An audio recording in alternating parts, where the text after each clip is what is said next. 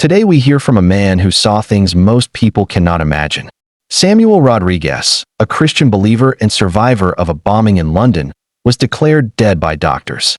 But during those moments when his heart stopped, he experienced something that changed everything. Jesus showed him 7 clear signs that separate true believers from those who only pretend to follow God. And Jesus warned him that all this will start happening before August 30th, 2025. This is not just another story. This is an urgent warning, a message from heaven. Stay with us to learn if you have God's mark or if you are walking toward danger without knowing it. If you want to support us, you can leave an amen in the comments and subscribe to our channel. My name is Samuel Rodriguez. I am 48 years old and I live in Manchester. I was born there and grew up in a working family that believed in God but never talked much about faith. I have worked as a security guard, been married, raised 2 children, and always tried to do the right thing. I went to church sometimes and prayed when things got hard. I thought I was a good Christian, but I did not know the real truth yet. It was July 12th, 2025, a date I will never forget even though I almost died that day. I was in London for a job interview at a new security company. The meeting was in a small office building near the river. Everything seemed normal that morning. I remember hearing the sounds of traffic, people walking to work, and thinking that maybe this new job would help my family have a better life. But then everything changed in 1 second. A huge explosion destroyed the building.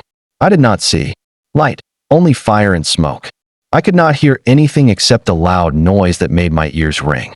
I do not know what happened next. I only know that people found my body under broken concrete and metal. I was still alive, but barely breathing. And I know what my soul saw when my heart stopped beating. The first thing I felt was being very light, like I was floating in air. There was no more pain or fear. I could hear voices around me saying things like, "He is dying, and we are losing him," but those words sounded far away and could not touch me. I was no longer in my body. I was going up, and the world below looked very small like a toy. Then everything changed. I did not see a tunnel or bright light like people talk about. I just moved from one place to another, from the dust and blood. I found myself in a space that felt like pure love and peace. The light there was not like any light I had ever seen. It was alive and seemed to know me personally. It felt like this light had been waiting for me my whole life. And then I saw him. Jesus was standing there with eyes that I cannot describe with words.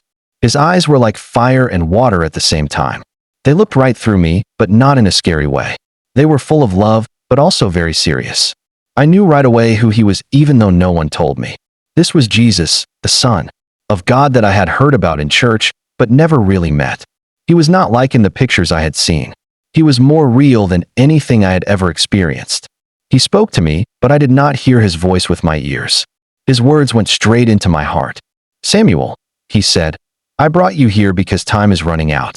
You will see what must happen before August 30th, 2025. What I show you is real, and you must tell others about it." I wanted to answer him, but I could not speak.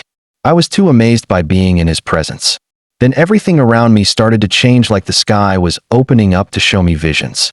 I saw men and women from every country and race. Some had peaceful faces, and others looked empty like shells. Some people had light coming from their hearts, and others were covered in darkness. Jesus raised his hand and said in a voice that made me shake, "Look carefully, Samuel. Some of these people belong to me, and some only pretend to know me. What makes them different cannot be seen with human eyes, but in the coming days it will become very clear." At that moment, I understood that I was about to see things that would change my life forever, and maybe yours too. Jesus walked with me among all these people. As we moved, I noticed something strange. Some people glowed from the inside. It was not a light you could see with your eyes. It was light from their souls, like a spiritual stamp on their hearts. But other people were dark inside, even some who were dressed nicely and holding Bibles and standing in churches. The emptiness around them was louder than any prayers they were saying. "Do you see them?" Jesus asked me. His voice was calm, but every word hit me like a wave. Many people say they belong to me, but they do not have my mark on them. They talk about me, but they do not really know me. They go to church, but their hearts are far from me. He pointed to a woman sitting on the floor in a small empty room. The walls were bare, the bed was not made, and her Bible was open next to her. She was crying, but there was peace in her eyes. Peace that was stronger than the poverty around her. "This woman is one of mine," Jesus said. "Her life has been completely changed. She has forgiven people who hurt her and given up things that were comfortable so she could follow the truth. This is the first sign, a heart that has been transformed." Then he showed me a well-dressed man standing in a big church speaking to hundreds of people. The crowd was clapping and bright lights were shining on him. His voice sounded confident and strong. But when I looked deeper, I saw a terrible emptiness inside him. His words were not true. "This man knows the Bible, but he does not know me," Jesus said. "His heart has never been touched by my love. It is still hard like stone." Jesus looked at me and said, "Many people think it is enough to say they believe in me, but I do not want just words. I want changed lives. Real change cannot be faked. It only happens when someone truly meets me." I felt very small, like everything I thought I knew was falling apart. I had always believed that trying to be good and going to church sometimes was enough. But now I understood that everything depended on one thing: whether or not I had really met Jesus and whether his presence had changed my heart. The scene changed, and I saw the year 2025 opening up like a scroll. Cities were full of tension, money was becoming worthless, and families were losing everything they owned. But in the middle of all that confusion, some people walked calmly. They were not protected from problems, but they had a peace that did not make sense. "These people have transformed hearts," Jesus explained. "They do not depend on banks or governments for security. They depend on me. They do not worry about money. They do not panic when everything falls apart. Their peace does not come from what they own, but from who they have become." Jesus finished by saying words that still burn in my heart like a flame. "Everyone who belongs to me has already been touched by heaven. They do not live for themselves, but for me." In this time before August 30th, the difference will become obvious. Those who are transformed will stand strong. Those who are not will fall down. Jesus led me into a new vision. We were in a college classroom with colorful posters on the walls. Students were listening to a young teacher who seemed modern and kind, but as I listened, I understood what was happening. He was teaching a changed version of the truth, a faith that was made comfortable for modern times. Jesus turned to me and said firmly, "The second sign that shows who belongs to me is this: a love for truth that never bends. Not the truth that changes to make people happy, but the truth that stays strong even when it costs everything." He showed me a pastor in a large, beautiful church who was elegant and popular. He spoke about love and success. Every word was chosen carefully not to offend anyone. But something was missing. Jesus whispered, "Where there is real truth, there is also suffering. But from this pulpit there is no cross and no call to change." Then I saw another man sitting on a bench outside a small broken church. No one was listening to him. His face looked tired, but his eyes were burning with passion. He read from the Bible and spoke boldly about justice and the God who never changes. People made fun of him, but he did not stop. Jesus looked at him and said, "Here is one of mine. He loves the truth more than his reputation." The vision moved to our time. I saw churches changing the Bible to fit new ideas. Religious leaders were refusing to teach certain parts of Scripture. Christians were making compromises to keep their jobs. Jesus showed me all this and said, "The time for staying neutral is over. Now every word matters. Every choice has eternal consequences." I saw families breaking apart. Parents were denying the gospel to follow their children's ideas. Men who once taught absolute truths were now selling their beliefs to be accepted by society. Jesus continued, "Many people think they can love me and love the world at the same time. But this is not love. This is betrayal. My people do not trade truth for money or popularity." Jesus led me into a new spiritual place where the very air seemed to breathe purity. Here Jesus said, "I will show you the heart of my bride, the desire for holiness and a life of prayer." I found myself watching an old woman alone in her small kitchen washing dishes. There was no altar, no singing, just silence. But the room was filled with God's presence. Every movement she made was like worship. Her eyes looked upward with respect, and in her heart she prayed without speaking words. Holiness, Jesus said, is not flashy. It is secret. It is the desire to please me even when no one is watching. Then he showed me a young man walking through a city at night, surrounded by temptations. Bars, voices, bodies sold like products, promises of pleasure. But he walked straight ahead with his eyes looking down, reciting verses from the Psalms. Jesus said, "The strong person is not the one who resists because of fear, but the one who resists because of love." He showed me important people, business owners, artists, doctors. They were not monks, but they lived like every choice was a holy act. They rejected compromises and lies because they wanted to stay pure. They lived in the world but did not belong to it. I saw a small room with a man on his knees, exhausted, shaking as he prayed. His voice was rough and broken. He was not asking for anything for himself. He was praying for other people, crying for his city, for young people, for the church.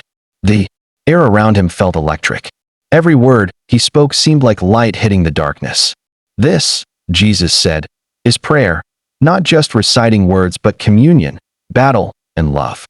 Jesus looked at me and said, "In 2025, prayer will no longer be a luxury. It will be spiritual survival. Those who do not pray will fall into confusion, lost among the voices of the world. But those who stay in prayer will be like a tree planted by a river. They will not fear drought." The vision opened onto a garden where every plant and tree had fruit. There were no weeds, only growing trees. But not all produced the same fruit. Some had beautiful apples, others had figs, others had grapes. But some fruits were hollow inside, like figs that looked shiny outside but were rotten at the core. Jesus said, "The sixth sign is this, the fruit of the Spirit. Not words, not titles, but transformed life that produces love, joy, peace, patience, kindness, goodness, faithfulness, gentleness, and self-control. This is how you recognize my people." He showed me a respected religious leader who was always quick to correct others. But in his life there was no mercy, no joy. He treated everyone with contempt. He was full of knowledge but had no fruit. Then I saw a young father who got up at 5 every morning to pray. He worked hard to feed his family and lived every day with honesty. His son ran to hug him every evening, and peace filled their home. Jesus said, "He is mine. My people are not recognized by the gifts they have, but by the fruit they produce." Fruit cannot be faked. Then the vision changed, and the sky grew darker. A cold wind began to blow. It was like something was getting ready to happen. Jesus said, "Now I will show you the seventh sign, the deepest, the most important, the seal of God." I saw ordinary people walking in streets, but some of them had a glowing sign that was invisible to most people, but very clear to me. It was like a spiritual mark on their foreheads. They were not perfect, but they were marked. Jesus spoke with authority. "This is the seal that I myself place on my people. It is not earned or bought. It is the result of obedience, surrender, and true communion with me." He showed me religious people without the seal. Some were convinced they belonged to God but were confused, unstable, ready to give up. I saw famous leaders seduced by power. I saw churches divide and communities deceived by fake miracles. In 2025, Jesus said, "This seal will be the only difference between those who resist and those who are lost. It will not be visible to men, but very clear in the spiritual world. The enemy knows who is marked by me." I looked at him, trembling. "Lord, how can I know if I have this seal?" He answered with gentleness, "If you love me more than anything else, if you seek me when everything collapses, if you have left everything that separated you from me, if your heart is mine, then your name is in my book, and no one can erase it." Jesus looked at me in silence. His eyes held a weight he was about to give to me. "Samuel," he said, "you are about to return. Time is short. By August 30th, many things will move. You must speak. You must tell everything." I felt like I was being pulled back by an invisible force. The visions closed like pages of a book. As I returned, the last thing I heard was Jesus' voice whispering, "Tell them that I am coming. But before I come, the separation will be visible. My people will be recognized. Get ready." My body became a prison of pain again. My bones screamed. My head pounded. I opened my eyes suddenly among the cold hospital lights and the frantic hands of doctors. One of them whispered in disbelief, "He is back. This man is back." The following weeks were a slow return to physical life, but my spirit could never go back. Every night I dreamed of the visions. Every word of Jesus echoed in my chest. I could not stay quiet. I began to speak with my wife, my children, people. At church, some listened carefully, but others shook their heads, convinced that trauma had confused my mind. But then others began to come. Unknown people who said, "I feel what you are saying is true. I have dreamed similar things." And so, without seeking it, something was born, a cry, a fire, a preparation, a call to repentance, to no longer live lukewarm, to not wait until it is too late. Because brother, sister, I want to speak to you now as a human being who has been touched by the living God. The things that were shown to me are not symbols. They are events, and they are already happening. Before August 30th, there will be a sign, something that will divide those who have eyes to see from those who live in spiritual sleep. The question is not whether all this will happen. The real question is, are you ready? Do you have the signs? Is your heart transformed? Do you love the truth, even when it costs you? Can you endure in trials? Do you desire holiness, or are you content with empty religious life? Do you have a life of prayer, or do you only pray when you need something? Does your life bear fruit, or just leaves? And above all, do you have the seal of God? There is no more time for compromises, for shallow faith, for using God like a lucky charm. This is the time for the real, the time for the surrendered, the time for the sealed. I returned for this, to warn you, to wake you up, because God's mercy has given me another chance. Jesus warned me all this will happen before August 30th. Do not wait for the sign to wake up, because those who do not prepare now will then understand nothing. It will not just be a date on the calendar. It will be the beginning of an eternal separation. Thank you for staying until the end of this testimony. If you are still here, it is because something has spoken to your spirit. Write in the comments which country you are following us from, so we can pray for your land. Subscribe to the channel if you have not already. Turn on the bell icon and share this video with at least 3 people you love. Sometimes just one click can light up faith in a sleeping heart. May the Lord bless you and guide you in truth always.